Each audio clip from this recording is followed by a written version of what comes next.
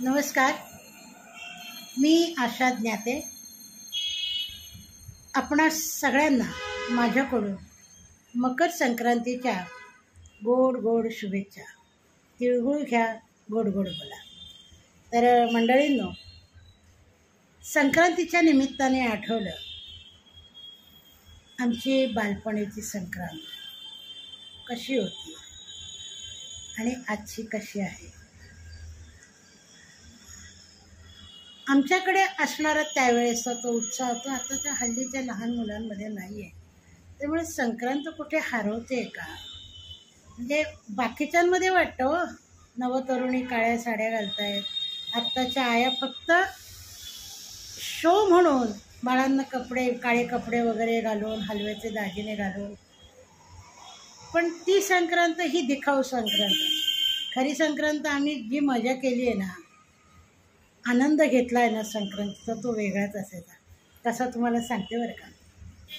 आमच्या लहानपणी ना, आम्ही मुळात म्हणजे मी नाशिकचे, त्यामुळे नाशिकला थंडी खूप असायची.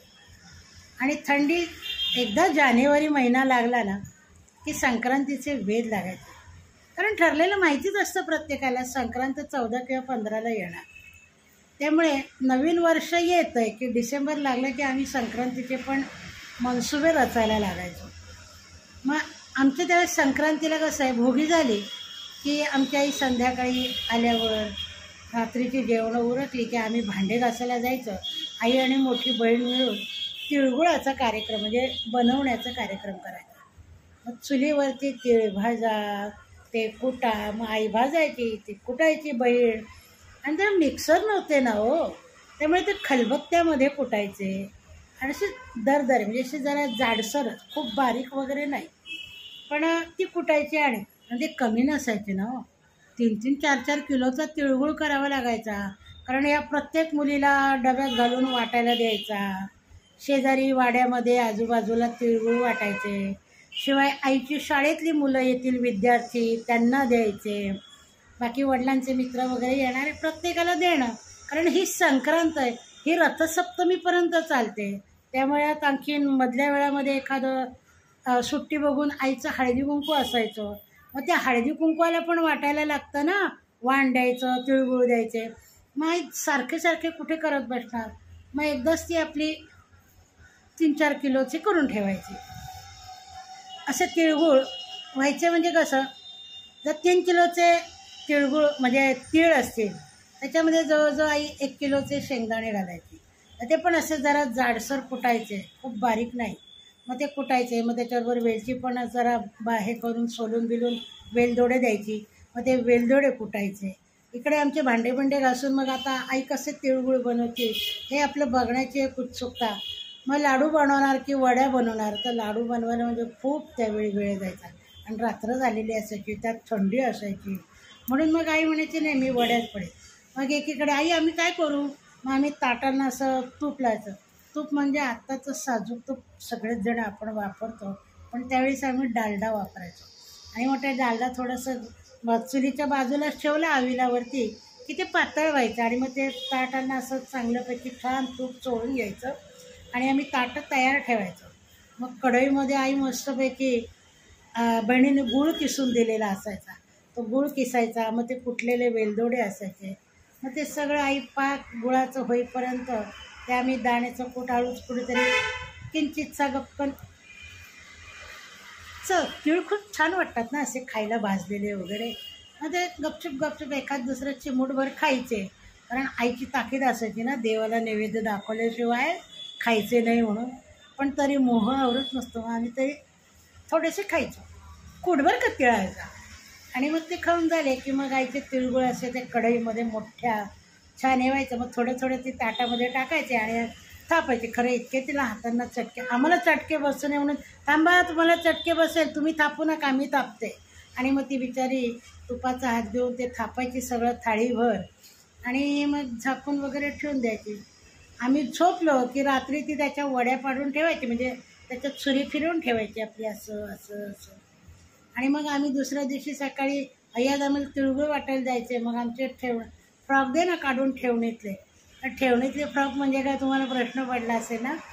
तेव्हा आमच्याकडे ना वर्षातनं फक्त 2दा कपडे घेतले जायचे. 2दा पण नाही, एकदाच. ते फक्त दिवाळीला प्रत्येकी 2-2 फ्रॉक घ्यायचे आहे. आणि मग 2 फ्रॉक घेतले की ते आम्ही दिवाळीत वापरायचो.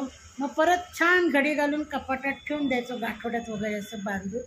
आणि मग जेव्हा सण येईल त्या सणांना फक्त ते फ्रॉक काढायचे, घालायचे, पुन्हा घडी घालून ठेवून द्यायचे. हे झाले आमच्या ठेवणीतले कपडे.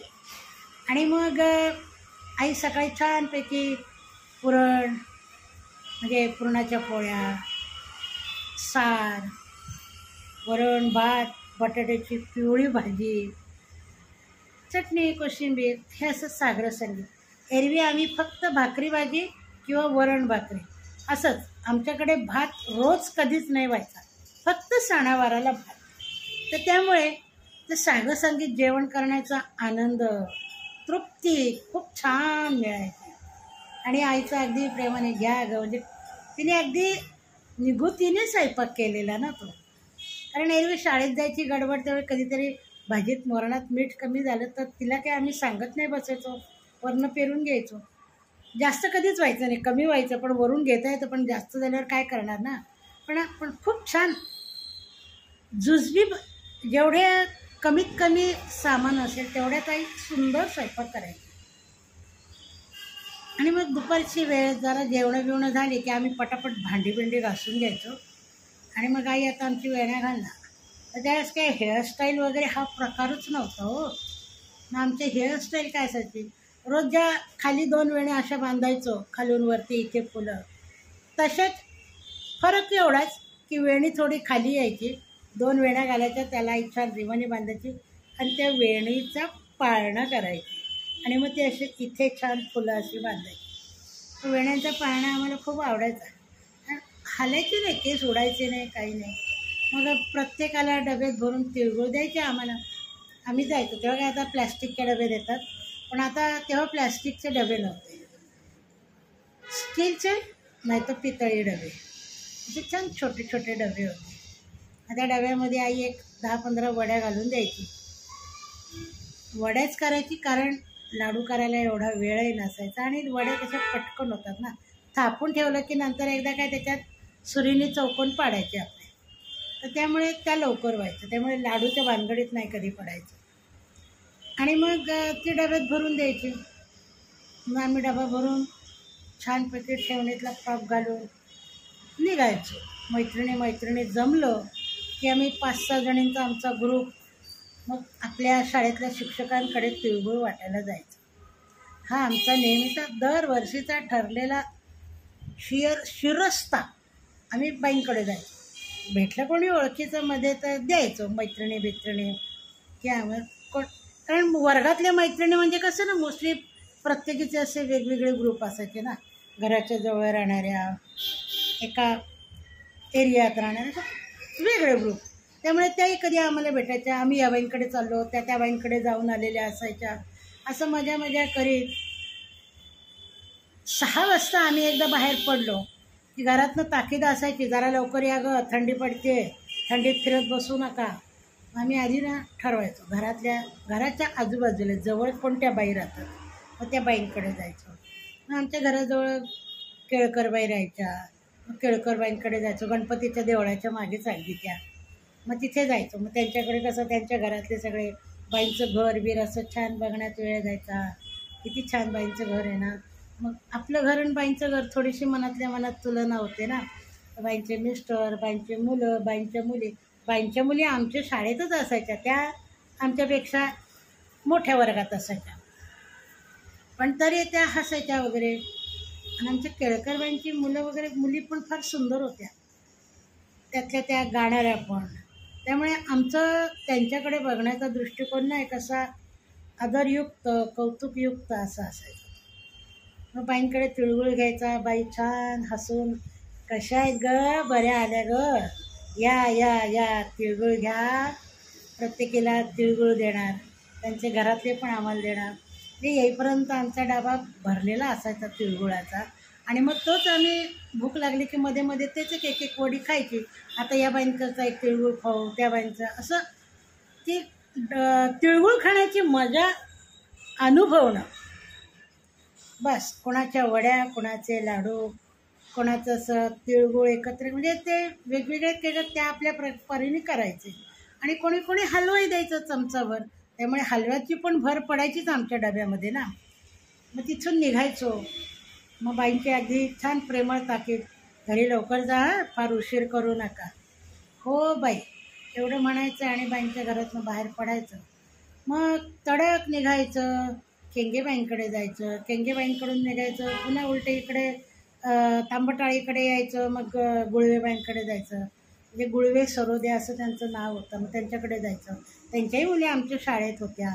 शाळेतल्या शिक्षकांची मुलं आपल्या शाळेत, तर त्यांच्याकडे आमचा बघण्याचा एक आदरयुक्त आणि अभिमानयुक्त असं तो आमचा नजरिया असायचा. म्हणजे आमची ती बघण्याची नजर असायची की बाईंच्या मुली, एक त्यांना वेगळी ट्रीटमेंट आमच्याकडनं दिली जायची की नाही तिची आई आपल्या शाळेत शिक्षिका आहे, म्हणजे त्या आपल्या बाई आहेत. काही त्या कधी अशा वेगळ्या वागायच्या नाही आमच्याशी, पण ते आपल्याला वाटायचं ना ते. मग त्यांच्या इकडनं आम्ही तिळगुळ घेऊन निघायचो. बाईंच्या घरातनं तर आम्हाला, एका बाईंच्या घरातनं आम्हाला 4-4, 5-5 तिळगुळ मिळायचे. मग आम्ही जिन्यातनं उतरताना 2-2 तोंडातही जायचे परत डबे, कारण डब्यातही जागा व्हायला पाहिजे ना आपल्या, किती तिळगुळ गोळा करणार ते. आणि तशी चालून चालून भूक लागायची आम्हाला. आणि मग आम्ही निघायचो. असं जवळपासच्या शिक्षिका झाल्या की आमच्या आवडत्या शिक्षिका म्हणजे पंडितबाई आणि परांडेकरबाई. आणि मग त्यांच्याकडे आम्हाला जायचं असायचं. पण त्यानं कॉलेज रोडला, म्हणजे टिळकवाडीमध्ये आणि शास्त्रीनगर कॅनडा कॉर्नरकडे अशा राहायच्या. तर जायचं म्हणजे काय, चालतच जायचं आहे. आमच्याकडे काय तेव्हा वाहन पैसे बिसे असं नाही, रिक्षा बस बीस त्यावेळेस काही एवढे प्रकार नव्हते. सगळीकडे आम्ही चालत चालत फिरायचो. आम्ही पंडितबाईंकडे जायचो. तोपर्यंत वाजलेले असायचे 8. म्हणून शाळण्यातच आमचा बराच वेळ जायचा ना, मजा मस्करी करत. आणि मग हिचे तुझे किती जमले, माझे किती जमले, असे तिळगुळ बघायचो. मग त्यातला एका म्हटला, ए हा बघ ना, हा मला दे ना, हा तू दे ना, तोही खायचा. अशा गमती गमती करत आम्ही मस्तपैकी मग पंडितबाईंकडे पोचायचो. पंडितबाई, अगं बाई आल्यात का, या या या. आणि या आमच्या पंडितबाई म्हणजे ना खूप मिश्किल होत्या, म्हणजे अशा चुलबुल्या होत्या, छान होत्या, आवडायच्या त्या आम्हाला. तर त्यामुळे आणि त्यांची मुलगी मीना, ती फार सुंदर होती दिसायला. त्यामुळे तिला आम्ही खूप कौतुकाने बघायचो. आणि त्या पंडितबाईंची मुलगी म्हटल्यावर आम्ही अगदी ह्याच्याने बघायचो, कौतुकाने. तर ती अगं बाई, ती आमच्यापेक्षा मोठ्या वर्गात होती ना. तर ती आलात का, या या या, मग पाणी देऊ का. थंडीचं कोण पाणी पितं आहे, थंडीतमध्ये पाण्याची ताणच नाही लागायची. तेवढं गुळ, पण आता मी खूप तिळगुळ खाल्लेला असायचा ना. मग घ्यायचो. ती बिचारी आणायची पाणी, आम्ही छोट्या छोट्या फुलपत्रांमध्ये आम्ही पाणी प्यायचो. मग कुठे कुठे जाऊन आलात बाई विचारायच्या. हो आम्ही या बाईंकडे गेलो, ते आम्ही सांगायचं. हो पण आता लवकर जा घरी, उशीर होईल, अजून तुम्हाला किती लांब जायचं आहे, एवढ्या लांब तुम्ही आलात. तो प्रेमळ समजावणीचा सूर आजही बाई जशाच्या तशा आठवतात. ते तिळगुळही त्यांचे आठवतात. त्या लाडू करायच्या, लाडू द्यायच्या आम्हाला. तिकडनं तिळगुळ घेऊन निघायचो. आता घरीच जाणार का गं, नाही बाई आता आम्ही परांडेकर बाईंकडे जाणार. बरं जा, आणि पण लवकर घरी जा हो. मग आम्ही तिथून निघायचो आणि टिळकवाडीत परांडेकर बाईंकडे यायचो. परांडेकरबाई तेव्हा काहीतरी असं मला असं आठवतं येतं की त्या 2ऱ्या-3ऱ्या मजल्यावर राहायच्या. त्यांच्याही 3 मुली, त्यातल्या 2 मुली तर आमच्याच शाळेत होत्या. आणि त्यांची सगळ्यात मोठी मुलगी आम्हाला फार आवडायची, मेघा, खूप सुंदर होती ती. आणि बाईंच्या मुली म्हटलं म्हणजे मी तुम्हाला आधीच सांगितलं ना की बाईंच्या मुलींकडे बघण्याचं म्हणजे त्या आपल्या शाळेत असतात, तर त्यांच्याकडे बघण्याचा एक आपला दृष्टिकोन वेगळा असतो. म्हणजे आपण त्यांच्या इकडे फार आदरानेच बघतो. कारण माझ्या आईच्या शाळेतली मुलं ती आमच्या इकडे तारेबाईंची मुलगी वगैरे एक आदरयुक्तच ते बघणार ना. तसं आम्हाला आमच्या बाईंच्या मुलींबद्दल फार अप्रूप होतं ते आमच्या शाळेत, कारण आमची शाळातच मुळात मुलींची. त्यामुळे मजा यायची. आम्ही आपलं मस्तपैकी गेलो. बाई अगं बाई एवढ्या उशिरा आल्यात गं, थंडी वाढत चालली आहे, जरा लवकर यायचं ना. आणि या परांडेकर बाई म्हणजे ना लाघवी व्यक्तिमत्व. दिसायला तर खूप सुंदरच होत्या. मराठी त्यांचं इतकं संस्कृत हातखंडा.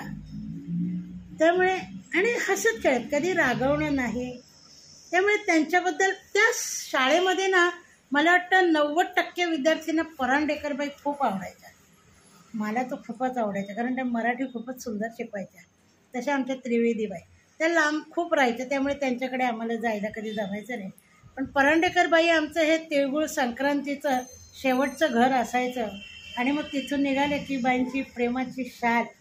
सगळं एवढ्या थंडीचं तुम्ही आता बाहेर जाणार. आम्ही 4 जणी असलो, 5 जणी असलो की मग एक मोठी शाल काढायची, एक छोटी शाल काढायची. एका शालीत 2 जणींना गुंडाळायचं, पुढे अशी पिन लावायच्या.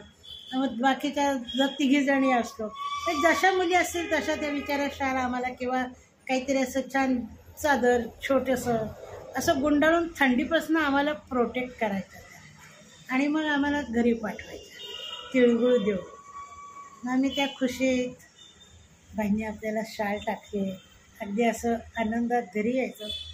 अगं किती वेळ झाला, आईचे तो बोलणे थोडे असेच, म्हणजे ते प्रेम वजा ओरडणं असेच. अगं आता किती रात्र झाली, एवढ्या उशिरा कोणी बाहेर फिरतं का, थंडी किती वाढती आहे. अगं आम्हाला बाईंनी बघ ना शाल पांघरून पाठवलं. त्याचं अप्रूप आईला सांगणं, मग आईलाही कौतुक वाटायचं. अगं बाई मग आता ते उद्या नीट घेऊन जा शाल शाळेमध्ये आणि बाईंना देऊन टाका. हो आई. ती घडी घालायचं. मग ती एखादी म्हणायची आज माझ्याकडे दे ना यावर्षी. पण तेही आमचं ठरलेलं असायचं. शाल कोणाकडे असायची, एक वर्षी माझ्याकडे, एक वर्षी तुझ्याकडे. आणि मग आम्ही ती शाल बाईंना परत शाळेमध्ये दुसऱ्या दिवशी देऊन टाकायचं. हा संक्रांतीचा आमचा रात्री तिळगुळ वाटण्याचा हँगओव्हर सकाळी काही संपायचा नाही. मग सकाळी उठायचं, आवरायचं. आई मग शाळेत ज्या मुली भेटल्याने त्यांना वाटायला देणार तिळगुळ.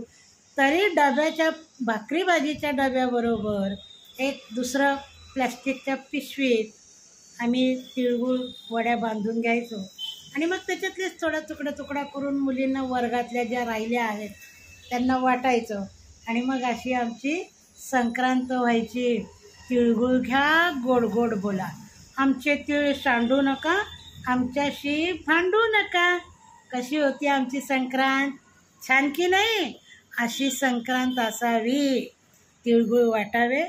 एक तीळ म्हणतात ना 7 जणींनी वाटून खाल्ला होता, तसं आम्ही तिळगुळ वाटून वर्षभराचा आनंद छान मिळवायचा.